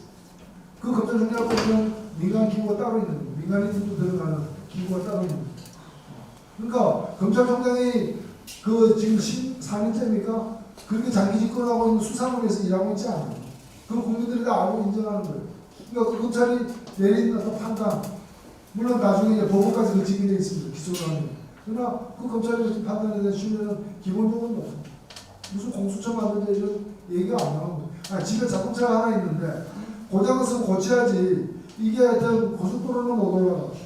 그럼 고속도로 탈 일만 있을 때마다 이제 렌트를 해. 상선 렌터카. 그러다가 이제 고성적인 어떤 고위공직자 전용 검사처럼 그래서 차를 두 대를 갖고 있어요. 이거는 사실 비정상이죠. 근데 지금은 그것도 불가피하니까 해야만 되는 상황인데 독일 같은 경우는 다르다. 그래서 검찰총장, 근데 우리는 대통령 권한인데 그게 과연 바람직한 대통령에게 도움되는 권한인가? 저는 없는 거예요. 이런 걸 떼내가지고 이 떼내면 의원회가 됩니까? 이거 떼내면 이혼 집중대회가 됩니까? 아니라는 거죠. 그래서 대통령의 불필요한 권한을 갖다가 축소하는 것이 반드시 분권형 대통령을 의미하는 것도 아니고, 그러니까 분권형이 대통령 권한을 줄이는 거라면은 그 분권형은 대통령이 있는 두 가지 제도, 4년 중임제도 분권형 대통령제로 불릴 수 있는 것이고, 이혼 집중제도 불릴 수 있는 것이다. 제가 뭐 시각공사 많은 얘기를 자세히는 다 못 드립니다만, 이 이혼 집중제의 가장 큰 문제는 뭐냐면, 대통령은 국민이 뽑아요.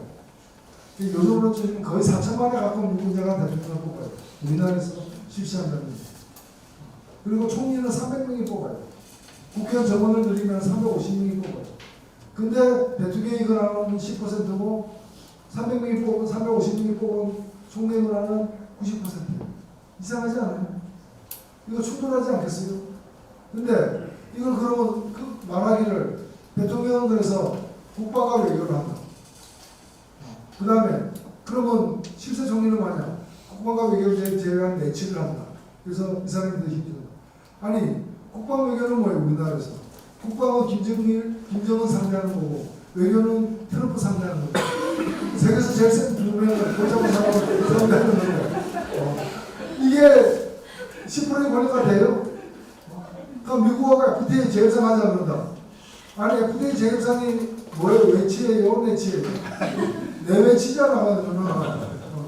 FTA 재협상 잘못하면 농촌 망하고 이번처럼 축산 양보한다 그러면 또 젖소 키우는 사람 난리도 아닌데 그렇잖아. 다 대부분 수입해야 된다. 난리도 아니죠. 근데 그걸 갖다가 그 외교다 이렇게 얘기할 수 있어요. 그러니까 이거는 외교로 자르고 국방으로 자를 수 있는 문제가 아니라는 거예요. 그래서 자르기 어려운 걸 갖다가 잘랐다고 가정해가지고 이거는 네가 맡고 이건 내가 맡아 그러면 이게 손 같아 손. 분명히 이건 손바닥이에요. 이건 손등이에요. 그렇죠? 여러분 다 손바닥도 있고 손등도 있죠? 이 두 개 경계가 분명한 사람이 있어요. 찾아보세요. 찾아오시면 제가 찾아보니까 나는 다른 사람과 달리 손바닥과 누가 보더라도 분명한 몇 가지가 손바닥이고 몇 가지가 경계가 있다. 경계가 없어요. 이걸 가지고 외치 해가지고 이걸 국권형 대통령인데 이거는 제가 볼 때는 굉장히 어려운 고도의 숙련이 된 사람들이죠. 그러니까 제가 볼 때는 의원대학교를 성공적으로 한 200년 정도 하는 겁니다. 그래가지고 이제 협치에 대해서 법으로는 설명이 안 되고 법으로도 해결이 안 되는 건 그냥 인간의 지혜와 그 선량한 어떤 마음과 오랜 시행착오의 경험 속에서 잘못하면 안 된다는 그런 대단히 고도로 성숙함 그리고 대단히 이런 수많은 사람들이 다른 이야기를 조정할 수 있는 고도로 발달된 양식 지혜를 갖고 있는 나라에서 법 대충 이렇게 만들고 해도 대충 운전이 되는 근데 이걸 주장하는 사람들은 다 뭔가면은 저는 국회 내 개헌특위위원들 중에 이 이혼 집중제를 갖다가 해야 된다고 주장하는 사람들이 공통된 논리는 뭐냐? 논의가 제일 좋아요. 근데 그거는 우리 수준에 안 맞아. 따라서 이혼 집중제를 거쳐서 나중에 의원회계로 가자. 이거는 자전거는 위험해. 언제 옆으로 떨어질지 몰라. 그래서 비행기부터 배우잖아요. 똑같은 거예요. 이게 비행기예요, 비행기. 고도의 실력이 필요한. 그리고 더 쉬운 게 의원회계예요. 의원회계. 그래서 이것을 의원회계보다 더 편하고 쉬운 생각하는 것도 오판이고, 그리고 굉장히 우리의 경험으로 와서 제대로 안정적인 권력 구조로 이렇게 안착하는 것도 불가능에 가깝다고 저는 생각을 하고, 세 번째로 진정 문제가 다른 나라보다 많은, 심지어는 미국 대통령보다 많은 대통령 1인에게 집중된 권한이 많기 때문이라면은 사실은 우리나라는 권력이 많아서라기보다는 권력을 잘못 써서 생긴 폐단이 사실은 더 많습니다. 근데 이제 잘못 써서 생긴 폐단을 없애려 가다 보니까 다 없애버려. 그렇잖아요. 애가 학교 간 것까지는 잘했는데 학교를 자꾸 사고 치니까 학교 보내지 마. 그거 안 보내면 해법입니다. 그건 올바른 해법이 아닌 거죠. 그래서 이 제왕제 대통령의 폐해가 있었다면은 그걸 갖다가 없애는 구체적 방안을 중심으로 논의하면 될 일을 이걸 그냥 대통령 없는 제도 내지 대통령을 반쯤 죽여놓은 제도로 만들어서 더 복잡한 상황을 만들어내는 그런 권력구조 논의여서는 안 된다는 거예요. 그런 점에서 저는 차라리 저는 그런 생각입니다. 선택지를 두자, 두 개를 두자. 대통령제를 좀 개선한, 권한도 많이 분산하고, 그리고 5년 단임이라는 것도 특정한 역사적 상황에서 생겨난 것이기 때문에 4년 중임이 무조건 좋다는 수학적 결론은 없어요. 그건 없지만 그래도 그에 대한 선호가 높기 때문에 4년 중임이라고 하면 사실은 8년이라는 뜻입니다. 웬만하면 8년 보장해 주거나 근데 잘못하면 중간에 나오는 거야. 그 얘기입니다. 4년 하고 또 4년 하는 게 아니고 사실은 그건 정상적으로 잘하면 8년 되게 돼 있는 거예요. 그래서 좀 더 안정적으로 하고 싶은 일을 하게 만들 때 다만 만일에 그 안전장치를 해가지고 성적이 안 좋으면 중간에 학업을 중단시키자. 그리고 바꿔버리자. 그게 4년 중임제입니다. 그게 또 4년 중임제의 매력이기도 하고요. 그래서 원래 대통령 제왕적이라는 제왕을 없애고 대통령이 남는 그런 4년 중임제로 갈 거냐 아니면 좀 완전히 스타일을 바꿔가지고 완전히 바꿔가지고 하나는 뭐 엔진 있는 자동차 하이브리드 이런 정도로 하면 하나는 이제 그냥 엔진이 존재하지 않는 전기차, 수소차 뭐 이런 완전 개념이 다른 작동을 해야 되는 그 어느 쪽으로 갈 거냐 두 개 놓고 선택해야지 여기다가 문근영이라는 희한한 브랜드 다들 혹하는 브랜드로 해가지고 제일 난해한 방식을 갖다가 넣고 이건 야바이다. 저는 그렇게 생각하고 굉장히 신중할 필요가 있다고 보는데 그런데 우리가 그래서 선택하려면 우리가 이 두 개로 가면 어느 게 현실적인 것을 선택하는 게 올바르다 이렇게 생각되는데 어떤 이제 문제가 좀 남느냐면은 가만히 생각해 보면은 이 제도가 어떻게 가든 간에 4년 중임제 건강한 대통령 중임제로 가든 그 다음에 의원내각제로 가든 혹은 제가 야바오라 얘기했지만은 이호집중제로 가든 어떤 경우든 권한이 대통령과 집권자의 권한이 줄어드는 사실이에요. 근데 문제는 그 줄어든 권한은 어디로 가느냐. 이게 중요한 거예요. 흔히들 보면은 제왕제 대통령제 얘기하지만 그래 그 제왕제 대통령제를 비판하는 사람들은 대통령 권한이 제왕제는 안 된다는 거 아니에요. 그건 줄이자는 얘기잖아요. 줄이면 그 어디 갑니까? 수지통으로 버립니까? 일본에 수출합니까? 아니다 이거예요. 국내 어디로가 갈 거 아니에요. 그럼 어디로 가느냐? 대부분 국회로 가게 돼 있습니다. 저는 두 개의 문제를 제기하는 겁니다. 이 지점에서 뭐냐? 그게 국회로 다 가도 되느냐? 국민한테는 갈 데 없느냐? 국민한테는 가면 안 되느냐? 국민이 국회의원을 갖다가 어떤 분을 탄핵하자, 소환하자, 국민 발안제, 국민이 법을 내면 안 되냐? 그리고 좀 중요한 결정은 국민들이 자주 공투하면 안 되나? 스마트폰이 있는데 봉화 올리듯 시절도 아니고 스마트폰으로 누르고 다 결정할 수 있어요. 촛불 봐요. 왜 그렇게 2주 만에 100만 명이 모이게 됩니까? 스마트폰이고 스마트폰이라는 기계만 있는 게 아니라 그걸 통해서 구현되는 수많은 뉴미디어들이 있잖아요. 의견이 트위터 보세요. 페북, 무슨 카카오, 밴드, 온갖 걸 통해서 정보를 공유하고 의사를 확인하는 많은 것들이 있는데 그런 것이 없었던 시절에 확인이 안 되기 때문에 뭐 하지 못했던 민주주의 선거에 못하는 그렇기 때문에 이제 그런 새로운 민주주의 또 시민이 주체가 주인이 되는 그런 민주주의를 하는데 필요한 권한을 갖다가 주는데 쓰여야지 왜 그걸 별로 신뢰도 못 받는 국회의원들이 다 가져가냐. 그래서 어디 얼만큼을 더 줄 거냐. 그래서 국민 주권 강화. 그 제왕적 대통령제로부터 나온 권한이 어디까지 갈 거냐.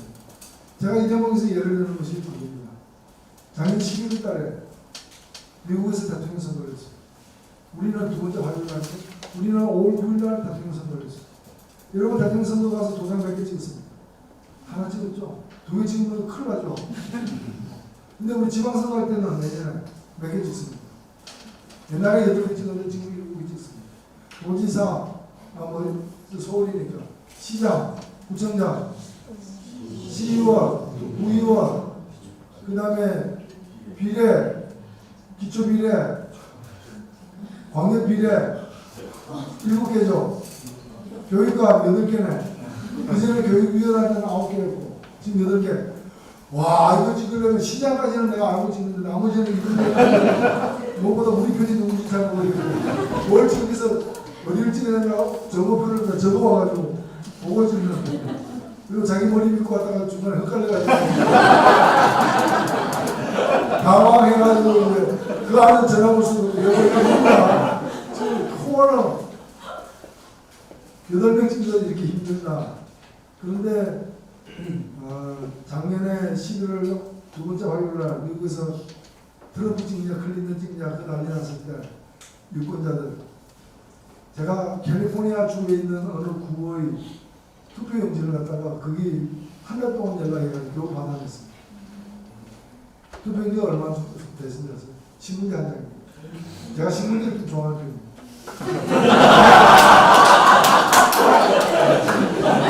저는 모든 사이는 신문지 한 장 신문지 한 장 있는데 여기에 도장 찍는 칸이 몇 개인가? 29개. 그러니까 이게 참 이거 중고등. 실제로 미국에서 투표함을 하고 나오는데 만화 같은 데도 월마트 같은 데 있는 문투표소에서 그거 다 하고 1시간 좀 있다가 아줌마는 시장 가는 거 나서 나 오늘 정말 큰일 했어. 그런 마음으로 봤어. 근데 왜 이렇게 많으냐? 우리로 치면 시장이 임명하는 직책, 시위생국장, 구청장이 임명하는 직책 이런 것을 적지 않은 게 주민들이 임명하게 됐어요. 사실 20년 전만 하더라도 서울시장 누가 임명했어? 국민이 못 보고 갔다 이게. 누가 보수가 박근혜 같은 사람이 뽑은 거예요. 대통령이 서울시장 임명하고 경기도지사 임명하고 얼마나 좋습니까? 자기 부하들, 충성스러운 사람들 다 충성하게 만들고. 지금은 서울시장이 그럽니까? 거기에 빡빡서지 들고. 왜? 시민을 뽑았기 때문에. 그 권력이 분산이, 인간의 권력이 분산인 거예요. 이런 걸 다 대통령 혼자 갖고 있는 게 제왕적인 거예요. 근데 우리나라는 대통령만 제왕적인 게 아니라 시장, 군수, 구청장 다 미국에서는 제왕적이에요. 권한을 다 갖고 있고. 이걸 미국은 그 권한을 어디다 줬느냐? 이혼집중제에다 준 게 아니라 국민들에게 준 거예요. 그러니까 국민들이 29개 팀. 29개 중에서 선거마다 다른데 13개는 상황 뽑는 거였고 16개는 뭐냐? 정책 선택, 법률 선택. 그래서 제가 본 그 조항 중에 하나는 캘리포니아의 금연법을 실시한다. 이걸 실시하게 되면은 캘리포니아 주 예산이 1년에 얼마가 증가합니까? 법에 없는 예산 절감에 관련된 내용 설명까지 있는 거예요. 그렇게 됐어요. 이런 것들을 더 자세히 하려면 인터넷 어디 들어가면 됩니다. 이렇게 됐어요. 심지어는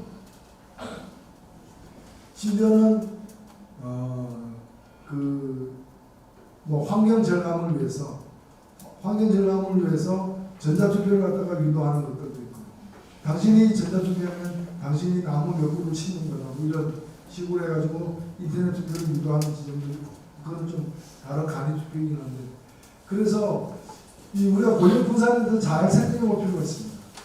그러니까 우리의 익숙한 경험에 대해서도 좀 뒤바꿔서 생각해 볼 필요가 있고, 그리고 과거에는 정말 투표로 하면 제대로 하는 게 중요했습니다만 이제는 워낙에 많은 사람들이 여러 가지 문제에 대해서 판단하는 능력을 갖고 있습니다. 박셀이 딱 등장하면 뽀뽀에 대해서 다 합니다. 뽀뽀의 그 어려운 용어까지 다 합니다. 그렇잖아요. 황우석이 되면 분자세포라게 돼서 그냥 지식이 그냥 분출하게 되는 우리가 박근혜 농단 사건을 보면서 많은 법률 지식들 탄핵이라는 헌법재판소에 대해서 속속들이야. 심지어는 헌법재판관 집까지 안 돼. 그래서 이런 어떤 과거에 20년, 30년, 60년 전보다도 달라진 사람들의 수준을 적절하게 우리의 민주주의의 성장에 반영하는 이게 정치예요. 정치라는 게 잘났다고 생각하는 분들 나와서 내가 제일 잘났습니다. 내가 그 중에 한 명 뽑는 게 정치가 아니라 이걸 튼튼하게 만들어서 우리 국민들이 느끼고 있는 것, 바라고 있는 것들이 즉각 사회 시스템에서 반영되게 만드는 그 기술, 그게 정치인 거죠. 솔직히 정치가 해야 될 일이 그건데 그건 안 하고 엉뚱한 것만 하고 알고 보니까 잘났던 놈들이 가장 잘 쓰는 놈이고 이렇게 되니까 정치가 유신이 더 높아지는 거 아니겠습니까? 그래서 제가 이제 이 두 개의 지점이 있다고 했는데 하나는 뭔가면은 그걸 전부 다 왜 국회로 넘기느냐, 그걸 국민으로 넘기는 부분이 더 있지 않아야 되는가, 그걸 구체화해서 헌법에 반영될 필요가 있다는 거고, 또 하나는 뭔가면은 좋아, 그러면 그 중에 그래도 일부는 국회로 넘길 텐데 국회는 정상인가?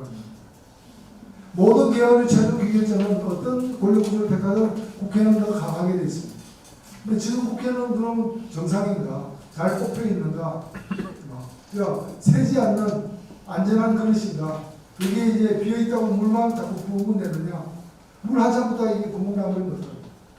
이미 새고 있는 그릇이면 어떡하냐? 그러면 여기다가 물을 부을수록 다 물이 1급수로 부는데 머지않아 2급수, 3급수가 되는 그릇이라면 어떡하냐? 그래서 이거에 대한 점검이 필요하고, 이게 뭐냐? 국회를 구성하는 선거제도예요. 그 선거제도에 문제가 많다. 저게 잘못 구성되어 있다는 목소리가 높은데 좀 있어봐. 일단 물부터 부어보고. 그래서 권한을 더 줬다. 이게 그럼 더 큰 손실들이 발생하면 어떡할 거예요? 뭐 선거제도에 여러 가지 제가 자세하게는 얘기 안 하겠습니다. 여기도 뭐 선거제도 이런 개혁이 대상으로 되는 저는 개혁만큼 혹은 본질적으로 보면은 헌법이 더 중요하니까 개헌이 더 중요하겠지만 현실적으로 보면은 오히려 헌법을 잘못 선거제도 그대로 둔 채 헌법을 좋게 고쳐도 의미가 없는 상황이 될 수 있기 때문에 동시에 혹은 조금이라도 먼저 선거제도를 갖다 고치는 게 중요하다. 또 선거제도의 성격에서는 뭐 여러분들 다 압니다. 선거제도는 나라마다 다 다릅니다. 역사가 다르고 취향이 다르기 때문입니다. 그러나 공통점은 하나 있습니다. 대부분 나라들, 선진국 민주주의 대부분은 민심 그대로입니다. 그 민심을 얻느냐 못 얻느냐는 정치인들 또는 정당들의 능력을 챙기는 것이고, 어떻든 민심이 10% 지지하면은 정당이라는 것은, 특히 국회라는 민심을 대변하는 거잖아요. 민의의 대변자잖아요. 대변이니까 정확하게 대변해야 될 거예요.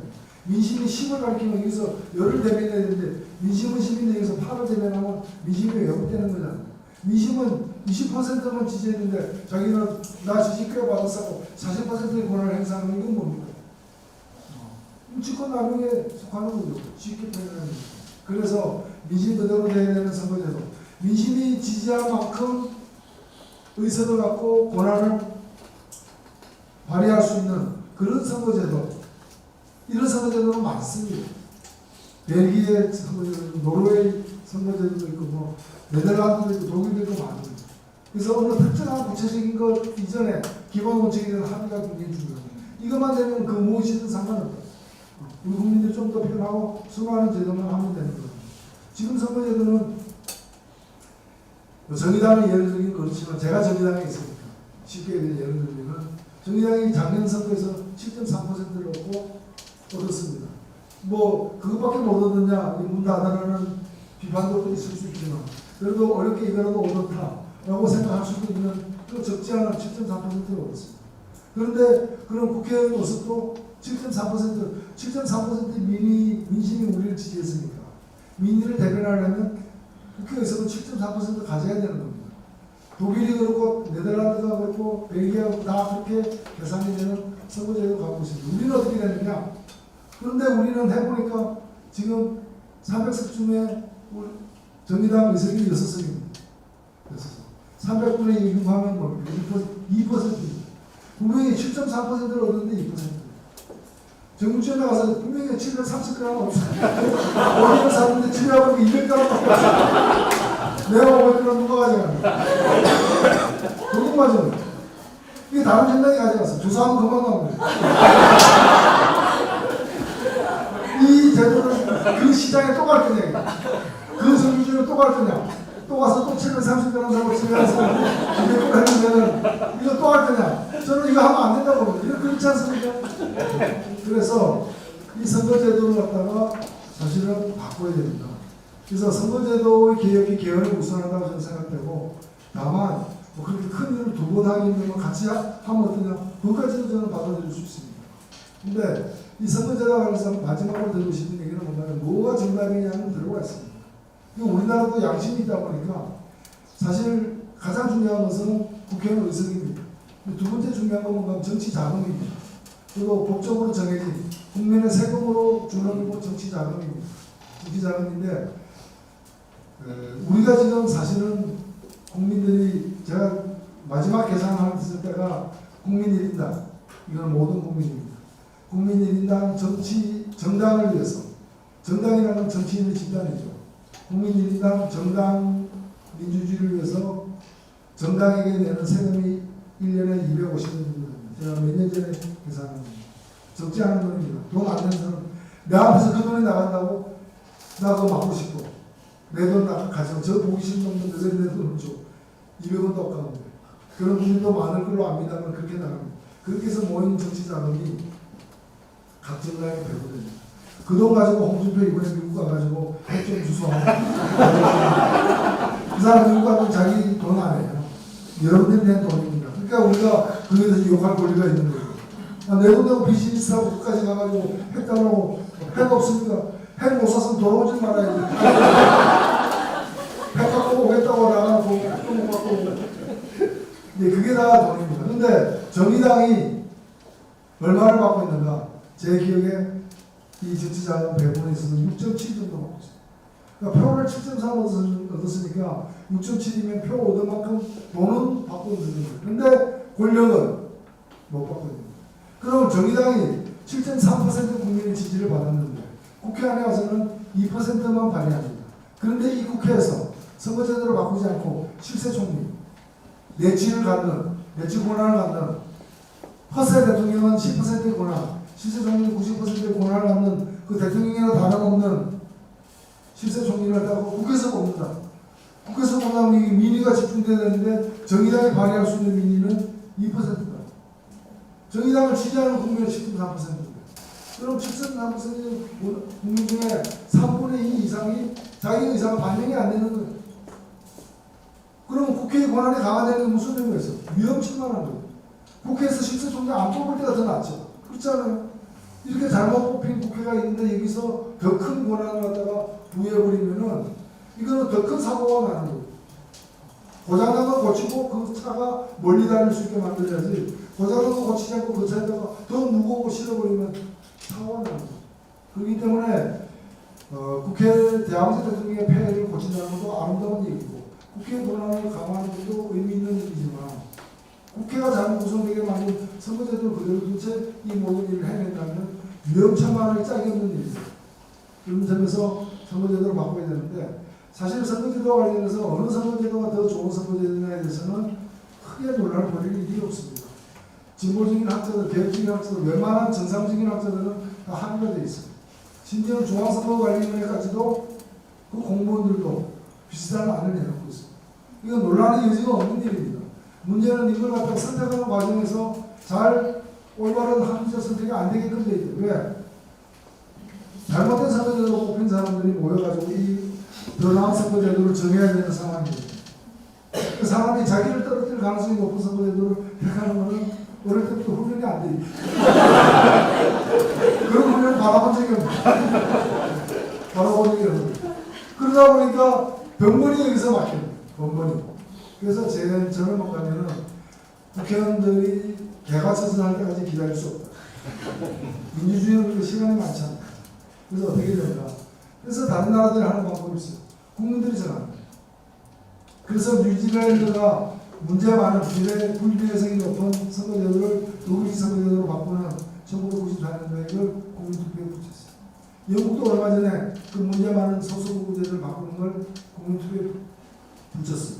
뉴질랜드는 통과됐고 영국에서는 부결됐습니다. 그러나 국민투표에 붙이니까 국민들이 아직 그 받아들일 준비가 안 됐다고 하면 못 받아들이는 거죠. 그리고 국민들이 받아들이면 국민투표로 정해진 그 선거제도를 결국에는 법률이니까 국회 입법 과정을 거쳐야 되니까 국회가 그걸 받아들여가지고 입법하면 됩니다. 국민투표로 확인된 국회가 거부하면 그 다음에는 저 국회를 없앨 것인가 그 논의에 들어가면 그래서 이걸 국민투표로 붙이면 되는 거고 그렇다면은 내년 6월 지방선거 때 지방선거 투표할 때 개헌안도 붙이고 선거제도 개편안도 붙여가지고 안은 다 나와 있는 겁니다. 붙여가지고 둘 다 처리하면은 저는 대한민국 민주주의 30년 앞당겨진다 이렇게 생각합니다. 그래서 저는 오늘 뭐 두서는 얘기를 많이 드렸습니다만 개헌은 적폐를 청산하는 길이기도 하고 우리가 간직해야 될 과거를 명시하는 자료이기도 하고 그리고 우리의 현실을 갖다가 잘못된 교통규칙 때문에 사고가 많이 난다니까 이걸 바꾸고 원활한 소통이 가능한 그리고 그 과정에서 가장 중요한 건 뭐냐 가장 중요한 것은 바로 국민의 주권을 어떻게든 높일 것인가에 대한 구체적 방안을 만들어내는 것이 대통령 권한 주민의 것과 더불어서 논의되지 않는다면 그 권한은 엉뚱한 대로 다 갈 것이고 그 엉뚱한 대로 가는 권한은 그 기간을 제대로 선출하는 선거제도가 마련되지 않는다면 그야말로 아니한바 못한 개헌, 개악으로서의 개헌이 현실화될 가능성조차도 있다는 점에서 우리가 눈을 부릅뜨고 지켜봐야 되는 것도 가급적인 참여해서 우리의 의견을 갖다가 얘기할 필요가 있습니다.